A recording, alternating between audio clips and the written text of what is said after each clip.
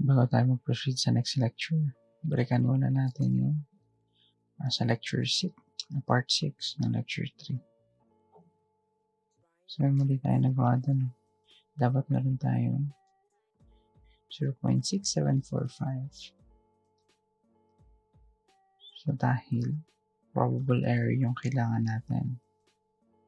So, just natin 0.6745 multiplied sa sigma, makuha natin plus or minus 0.05. Then, para makuha yung sa relative precision, so, ginawa natin para may unity, divide yung numerator sa by itself. So, magkaka-1 tayo dito. And sa denominator, divide ulit natin 1,000.46. Divide sa 0.6.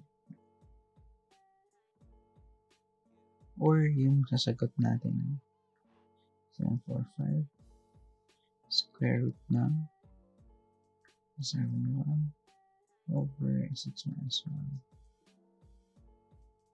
And then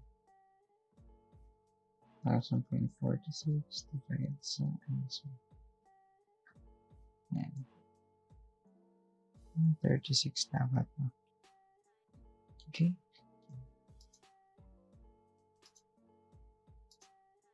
So, para naman sa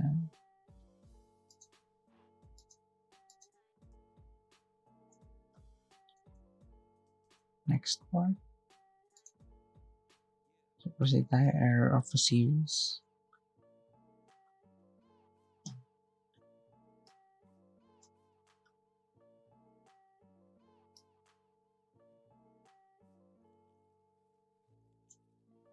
So, error of a series, sometimes a series of similar quantities, such as the angles within a closed polygon, are read with each observation being in error by about the same amount. The total error in the sum of all observed quantities of such a series is called the error of the series. Kapag meron tayong a measurement or series of observation, na yung errors nila is tulad-tulad.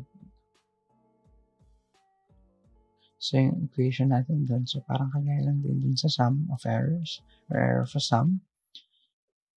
Dahil nga tulad-tulad silang E, pwede natin ilabas yung E and then multiples of number of observations, yung N. Sample problem, assume that any distance of 100 feet can be taped with an error of 0.02 feet if certain techniques are employed. Determine the error in taping 5,000 feet using these skills.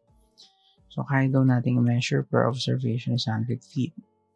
Or every error dun sa 100 feet ay plus or minus 0.02 feet. Determine the error in taping kapag the measure natin is 5,000 feet.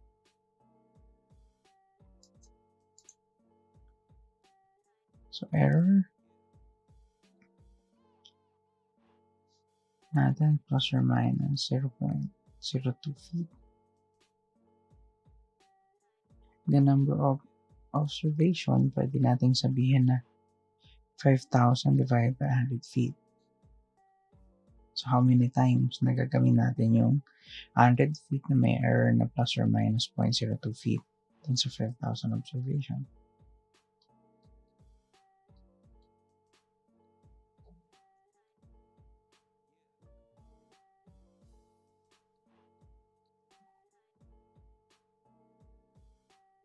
So, equals 50 times. Okay. So, therefore, error of the series is equal to plus or minus 0.02 square root ng 50 or